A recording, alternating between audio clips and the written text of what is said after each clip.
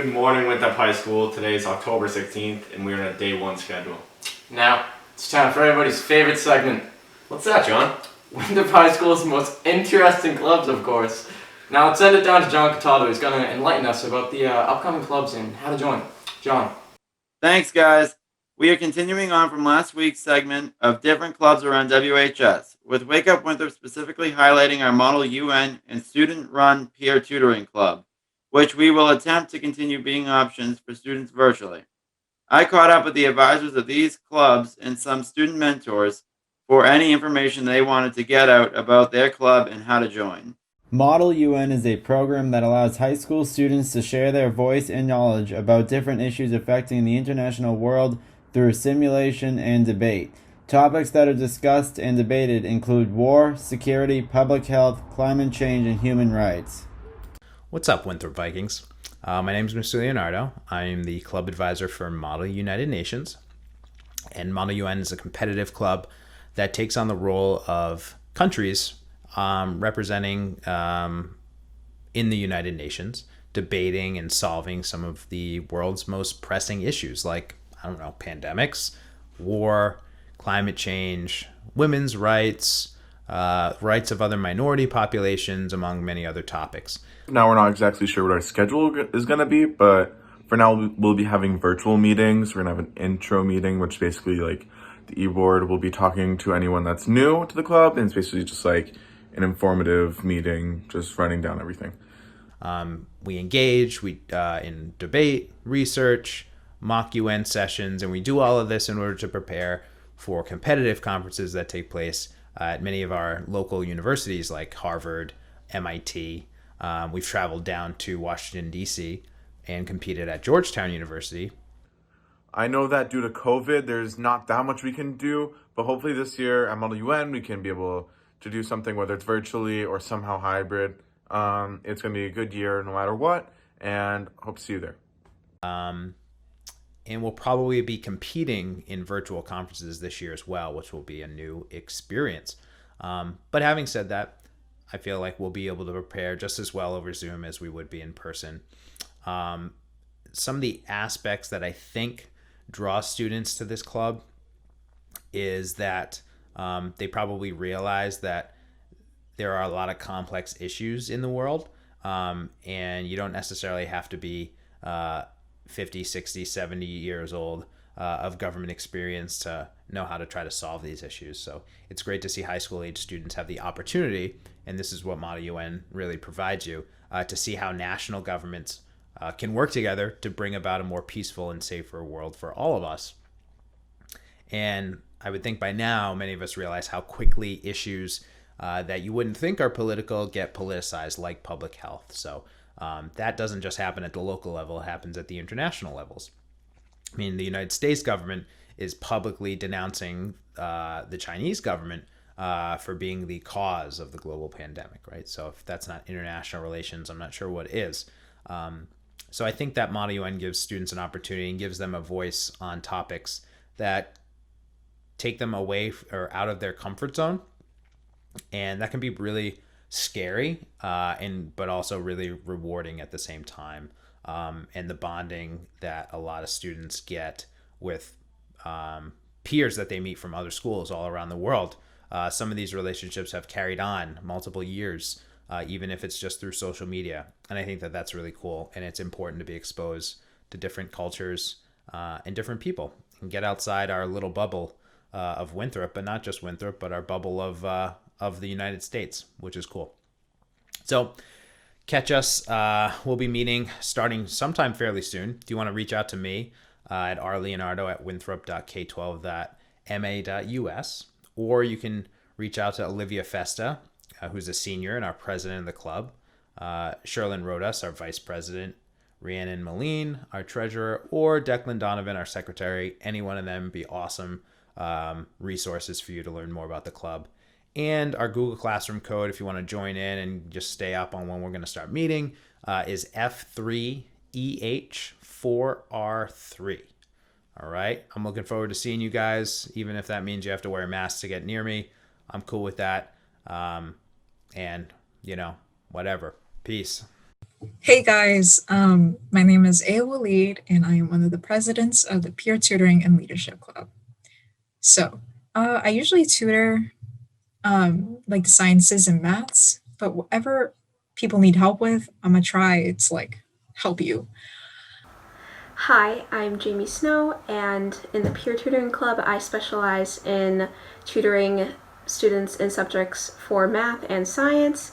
And my favorite thing about the Peer Tutoring Club is that I get to help out people that need assistance in those courses. And I think that this club is very good for people that love to help out others and contribute to assisting in learning and helping other people understand. Tutors offer help in many different subjects, and we're always looking for more people to join. So, for tutors, anybody can join. Just sign up through a Google form, join our Google Classroom, which is on the Google website.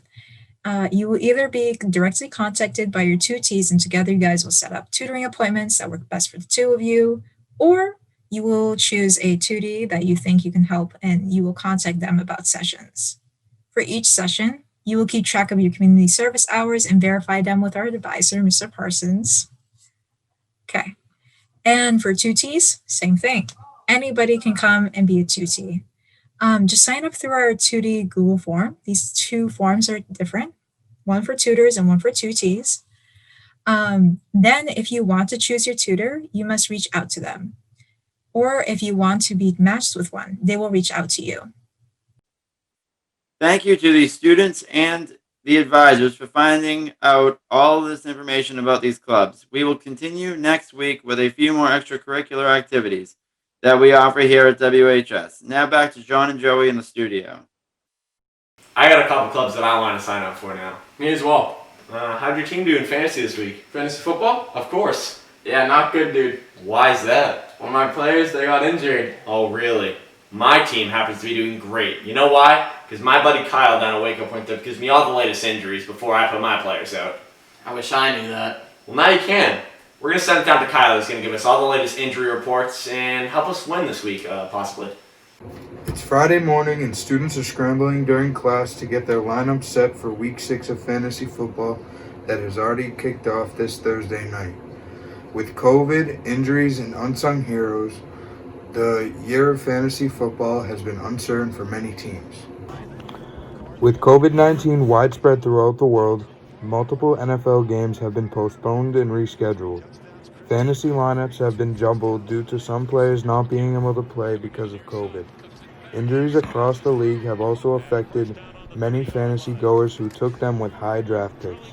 Notable names include Saquon Barkley, Christian McCaffrey, Michael Thomas, A.J. Brown, and many more. This has created new opportunities for players to step up and fill their roles.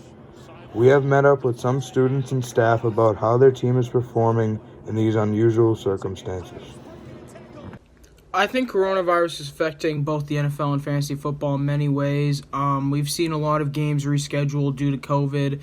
We've seen a lot of changes in scenery. You know, you see new players playing every day because of COVID-related stuff. But also, I think COVID, because of the whole thing happening, caused a bunch of players become more injury-prone this season. This year I drafted DJ Chark Jr., expecting him to have a good season like last season, but he's been consistent with the low numbers. It's not good. My fantasy football season hasn't been affected directly with players being taken out because of the coronavirus, but the fact that games keep getting moved around actually does affect the way that ESPN calculates the scores, so that's kind of weird. For the players that have broken out far more than I expected Russell Wilson to be good. I just didn't expect him to finally reach his biggest MVP form ever in the year that I drafted him. I gotta say, if anything, still give me a chance of potentially winning a playoff spot. It's him. The MVP for my fantasy team is probably Chris Carson. You know, he's been consistent with the numbers. He's been dropping a lot of points. He's been helping me win a lot. In general, my team is doing okay. We're still under 500, but you know, I'm hoping that by the end of the year, I can make the playoffs for the first time in my fantasy career. I do have Derrick Henry and Ryan Tannehill on my fantasy team. So when the whole Titans locker room apparently had a big COVID outbreak. It affected my team, seriously affected my team. Injuries this year for the NFL has been tough. You know, I had to remove 3 of my starters off my team due to injuries, and it's cost me some games as well. Weeks into the season, and everybody knew that COVID-19 and injuries were bound to dig into the year. With this, many people are hurting when it comes to fantasy football and their players. Hopefully, the people of Winthrop show you that there is still hope for your team and the players that are being faced with this terrible year. Thank you for tuning in to Wake Up Winthrop. Back to you guys in the stew. Wow, thanks. Now I'm definitely going to beat Gavin this week. And for all you new 18-year-olds, make sure you're hitting the polls on November 3rd. What if I don't know who to vote for? Well, John, it's your lucky day because Wake Up Winthrop's own Scott Zapula is going to inform us on some of the biggest issues in the presidential election. What's up, guys? You are not supposed to be seeing me right now. You are supposed to be learning about people's thoughts with the upcoming election. However, we could not get enough interviews for this story due to people's fears of what we like to call cancel culture. And yeah, we were unable to run the story because of that.